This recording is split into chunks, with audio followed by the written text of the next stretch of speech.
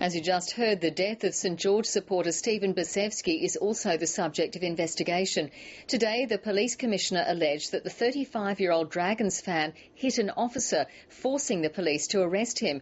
The claim was angrily denied by Mr Basevsky's family, who were threatening to sue the police. At the Basevsky family home in Sydney's southeast, the tears have not stopped flowing. Steve Basevsky lost his twin brother and best friend. My brother wouldn't harm anybody. Why they do that to him for? I just want to know that. I just want justice for him. Today, the police commissioner said officers were called to the club to eject a group of people acting aggressively in the wake of St George's grand final win.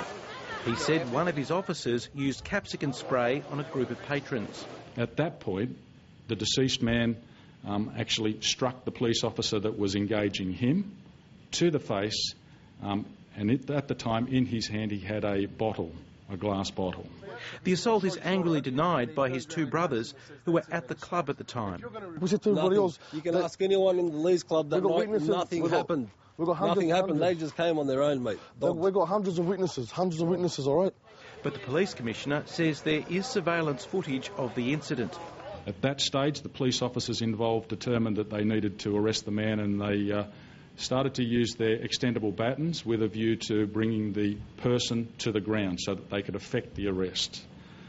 Those baton strikes were to the knees and to the legs. He denies reports that the 35-year-old was hit in the head. There were no strikes to the head. There were certainly, from the preliminary post-mortem advice which we've just received, it shows that there's been no indication of brain injury, no fractures to the skull. He was bleeding out of his nose, his eyes were blood, there was blood coming out of his eyes, swollen face, his whole face was swollen, his ear was all purple and swollen. And you're telling me that he never got hit in the head? The family of Stephen Basevsky has hired their own forensic investigator to examine his body.